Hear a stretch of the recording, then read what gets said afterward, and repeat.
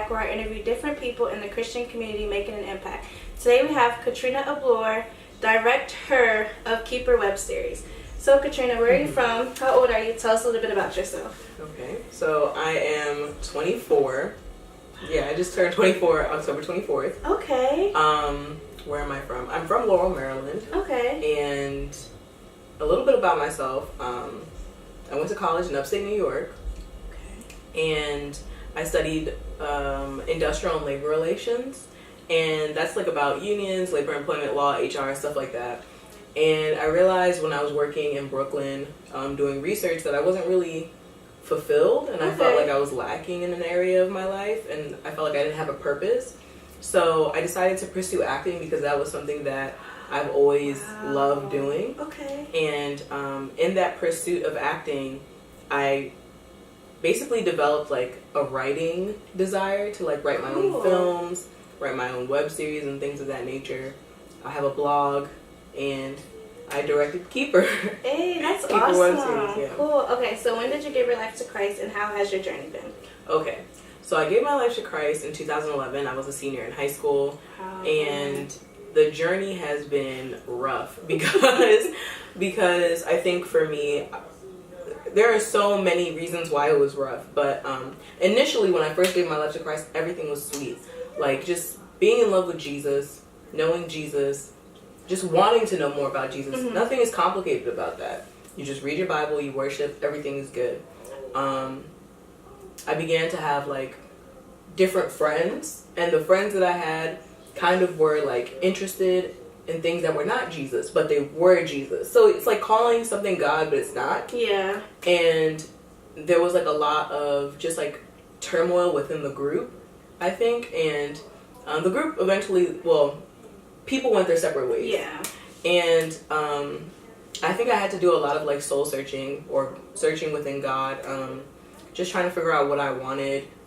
And when I say what I wanted, but like just knowing him better, knowing him more, and feeling like I'm actually on a path of righteousness as opposed to like a path of works or something like that. Also in that friend group or during that time span, I learned that leadership is really sacrificial. Leadership is not being seen on a pulpit or a stage, but it's really about servant leadership. It's about what Jesus Christ did, which is he put himself below other people, and he constantly loved others. So right now for me, 1 Corinthians 13 is a really big, heavy hitter. Like I've been reading it like every week, every day. Like it's just something that I have to go back to in this season of my life because I'm getting married as well. So it's like, I really need to know about love. That's awesome. Yeah. I just love it. Okay, I just get a little excited, but that's awesome. That's awesome to hear. Thank you. Okay, so when did God give you the vision for Keeper, and how did you feel? Okay, well, I actually lost my job, and before I lost my job, I had an idea to start like some kind of web series to write something out, but I didn't go through with it because my job was really busy. So then when I lost my job, I had time to write it. So I just wrote out a screenplay. I wasn't thinking I was actually going to go through with it, but my boyfriend, who's not my fiance, kept encouraging me to do it, to start it, and I wasn't sure, but then I had time. I didn't have a job even though I was still looking. So during that time span, and after a lot of encouragement and just like prayer about whether I should go forth with it, I started filming. I got people involved that I thought would be great characters and great additions for the web series and producing, and people really were, my friends at least, were really, really supportive. That's awesome. Yeah. Okay, so can you tell us what Keeper is about? Yeah, so Keeper is about Black millennial Christians and the struggles that they face. So there's a lot of mental health that we touch on, which is like what people can consider like spiritual warfare, but mental health regardless. And we touch on racial microaggressions, which you can see in episode 6. Okay, so how do you like being a director? I think I prefer it to acting, and I didn't think that was going to happen to me. I had been acting since I was since I want to say since I was like in the 4th grade. So like when you say acting, like you've been on TV before? No. Okay, no, I'm really wondering. No, okay. I've been acting in like school plays. I was obsessed when I was little to act. So when the opportunity presented itself in elementary school, I was on board. My first role was a teacher / narrator for a play at school about Brown versus Board of Education and just like that whole situation. So that was really cool. I had like a lot of speaking time and I loved it. So ever since then, I've just been really involved in acting. So I thought like acting was my passion, but I think now, looking back, I like to write. I like to make a clear depiction of what I want people to really see something different than what they're actually seeing. So I want them to actually like internalize and have a different perception of what they're seeing, and like I want it to have like a mirroring effect on their own lives. So I want them to mirror and see themselves in certain characters. And it's never, I mean, I won't say never because this is my first time, but Keeper WebSeries specifically is not a recommendation of how you should live your life. Oh, I would hope no one. Yeah. You can obviously see the struggles, but you can also see where people are looking for God. They're literally searching for God. So that's good. Yeah, like nothing is a recommendation. Everything is an observation. Right? Like, please do not go and judge them and be like, well, I watched that, and this they is were how just I live my doing life. whatever they wanted to. So no. It's an observation of what I've seen within the Christian community, and it's more of like, in a way, it's an ultimatum to you. Like, if you see yourself in certain characters, you got to think to yourself in a mirroring aspect. Do I want to continue living my life this way? Do I want my Christian community to continue living their life this way? Yeah. Is gossip okay? Is it not okay? Is talking badly about someone who's not around okay? Or is, trying to woo multiple girls at church okay? Like there are multiple things that we touch on in Keeper WebSeries, and it's about, being aware of, is this actually Christ-like? Because a lot of times I feel like people are like, oh, there's grace, and I think there is grace, but let's not take advantage of the blood of Jesus Christ, who really died a horrible death and had the most pure blood, just because we know that there's grace for our mistakes and sins. Like, if you can live a better life, if you can live according to the high calling of Jesus Christ, why not do it? Why not stop cursing? Like, what's the problem? Like, I just don't get it. So it's really not a recommendation of how you should live your life. It's more of an observation of what's happening, and do you want to continue this way? Do you want your friends to continue this way? How do you see yourself in measuring when you compare yourself? Right. So in episode 3, Choose Joy, I liked how KB Sparks talked about having joy no matter the circumstances. So can you tell us why that is important?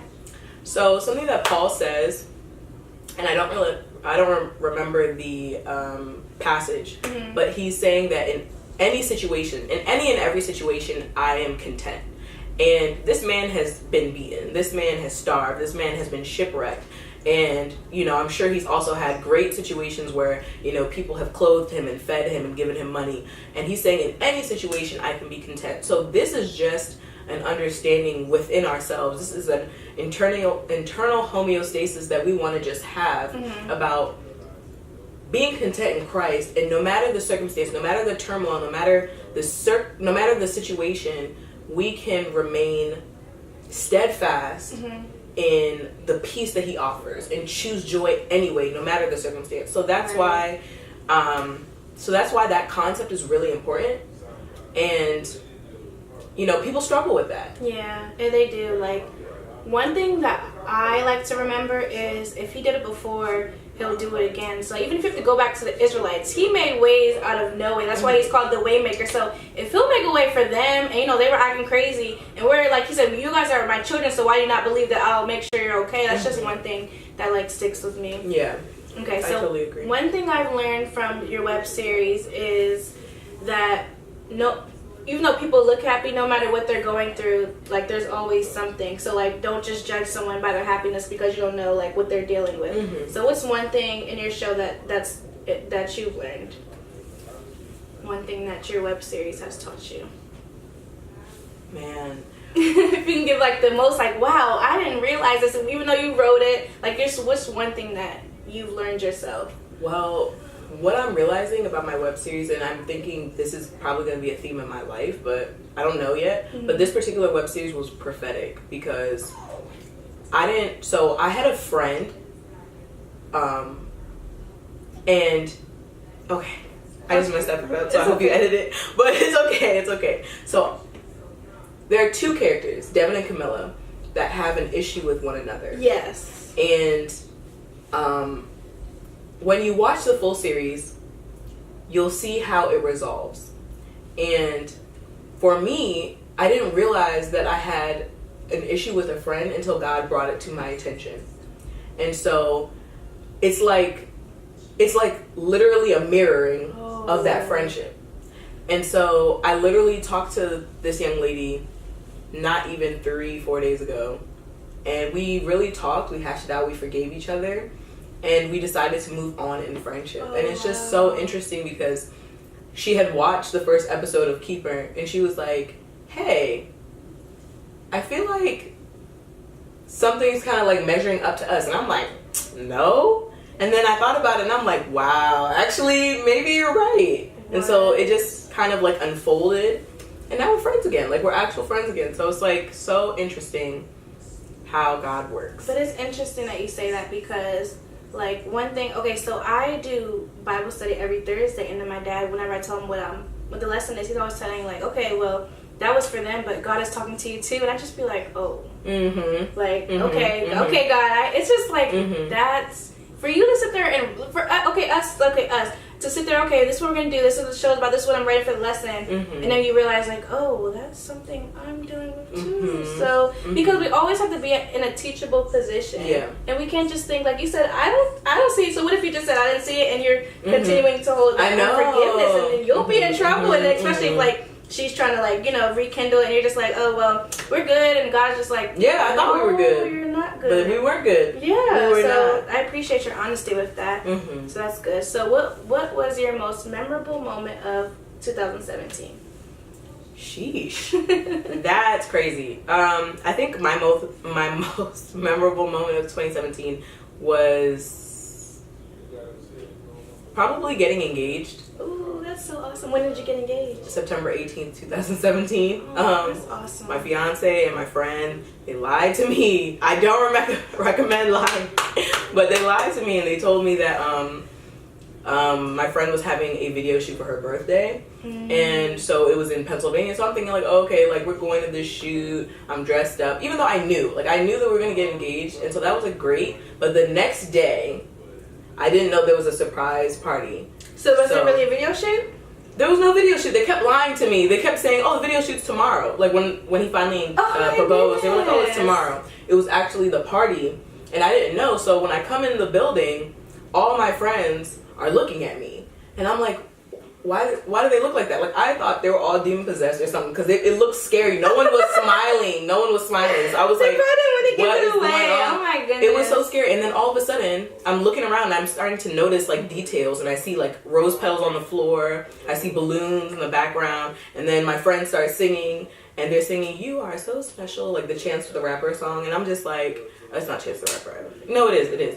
And it was just like an out-of-body experience. So that was super memorable. Cool. That's nice to hear. So what is one goal you have for 2018? Oh my god. I know, right? I'm getting all the questions out of you. Yeah, I know. It was so funny because I literally tweeted yesterday, I know my 2018 creative goal. Okay. So my goal is, y'all gonna think I'm crazy when you watch this. Oh my gosh, y'all gonna think I'm crazy. So when I was younger, I was a huge Harry Potter fan. Huge. Just the way that J.K. Rowling writes, it really brings you into the world because she's so descriptive. She's so emotive, she's so communicative. Everything makes you imagine it in your head.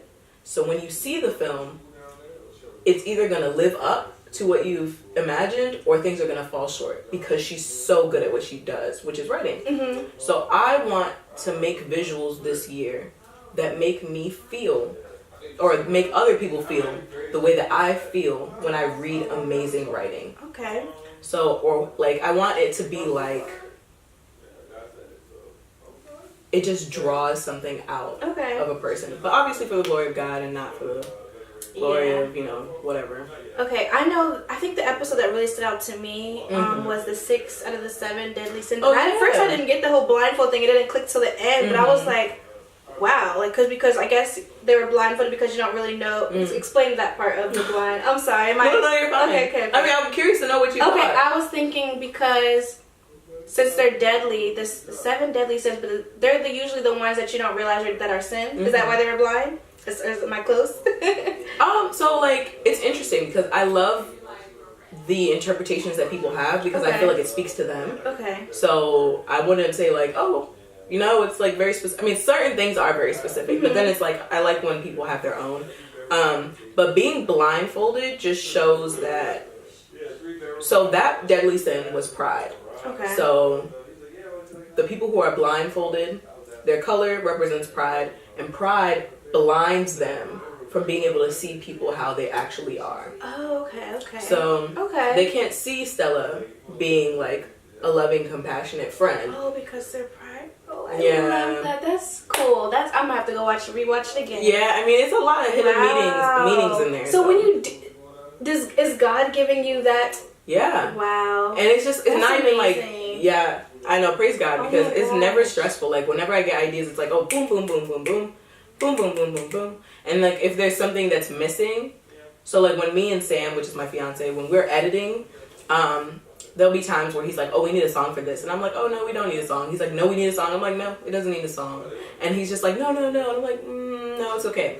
And it's like, there are certain things that I feel like God tells me, and it's just like an easy understanding. Like, this is the song that works, or this, we don't need a song here. And it's just like, it's never a struggle to have an idea with God. For me, it's never a struggle. And it's cool that he's so supportive because that's one thing they talked about in the episode with the guys. And he's like, I want someone who will support my goals as I support her goals. And like, people get in relationships and like, it's just like, there's nothing there but probably sex. And that's all that's there. There's no supporting your goals. And it's just like, I don't know. That was a good, especially here coming from guys. And some of the guys are joking like, oh boy, if you don't be quiet. But he was being real. I really did like that part. He had his real moments. That was cool. Yeah.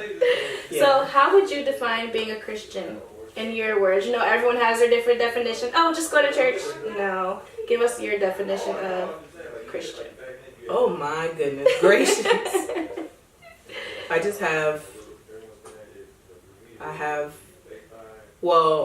Christianity is following Christ. So Christian, you have to follow Christ. If you deny Christ, or if you say like, there's multiple ways to know God, nope. You're not a Christian. There's only one way, and it's Jesus Christ. So following Christ, and following Christ is literally loving God and loving people. So yeah, that's how I can describe it really. Okay. So what's your favorite story in the Bible and why? Oh my gosh, I don't even know if this is my...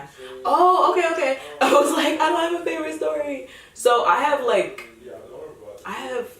Oh my gosh, this is not the way. Okay, this is not how I want to be remembered, but it's okay. Go ahead. Let's hear it.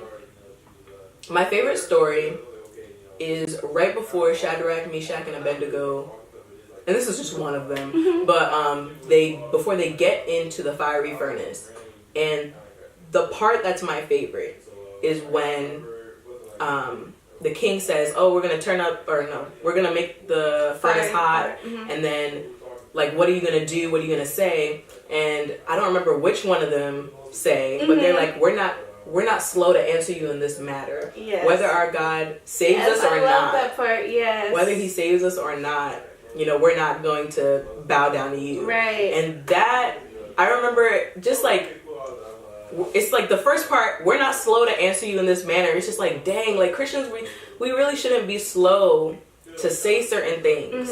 To speak up. Yes. Yeah. And then even if it means that, you're going to lose your life, because whether God saves you or not, you're going to heaven. I know, right? And this is like also like a random part too, but I'm thinking about when the Lord in the Garden of Eden said to Eve that the serpent well, your son will crush the head of the serpent, but the serpent will bruise his heel. And then like that was kind of like imagery or a metaphor for Jesus Christ and him dying, but then him being raised again. He's gonna like live and resurrect and all that stuff. And it's just, it kind of reminds me of the fact that we will suffer in this life, but it's as small as being bruised in the heel. It's as small as like, because the totality of life that we're going to live is so much more than this little life that like we're in this body. It's so much more. There's so many more years. There's so much more time. So being like suffering in this life is like being bit on the heel by a snake. And it's just like, I'm not slow to answer anyone about certain things. Like, I'm just like, man, I really respect Shadrach, Meshach, and Abednego for just how they just thugged out. They were like, nah. It reminds me of like you backing up your friend, like, oh, so like say you backing your brother, that's, oh, so who said they was gonna jump in? Yeah. Like, so like whatever you do, like we're still on God's side. Like we it don't matter, boo boo. It don't matter. That was so real. So Yeah. I like that. What's your favorite Bible verse and why? I'm probably gonna get this wrong too, so that's why I'm not gonna say the actual verse. I'm gonna say the chapter. Okay. 1 Corinthians 13. My specific part right now is oh my goodness, what is it? It's love keeps no record of wrongdoing. Okay. Right now that's like my homie. Okay. So what advice would you give to someone who wants to give their life to Christ but they're not sure where to start? Oh, okay. I would say just ask God to open your heart. Like to open your heart to receive him. Because if you want to give your life to Christ, you're already there. Like your heart is already open for him. Like, so if you just pray for like more of that, God will definitely come through for you. He'll send someone. He'll give you the moment to just be like, God, I surrender my life. Like, Jesus, I believe in you. He'll just make it very easy for you. He really will. Okay. So thank you guys for joining me and Katrina for making an impact. Can you let them know how they can stay updated with you, with your blog, your YouTube channel? Yeah, definitely. Thank you. So if you just type in Keeper WebSeries on YouTube, you'll be able to find all of the videos that are out. My Instagram is Substance. So it's SUBZ10, so 10, and then CE, Substance. Okay. And then the Keeper WebSeries has an Instagram as well. It's just Keeper WebSeries. And I'm on Instagram. I'm on Twitter as well. Twitter is Substance again. And your blog. Oh, and my blog is www.substance.com. Alrighty, so thank you guys again for joining us. Okay, thank you so much. Yeah. And I want to get a picture with you also.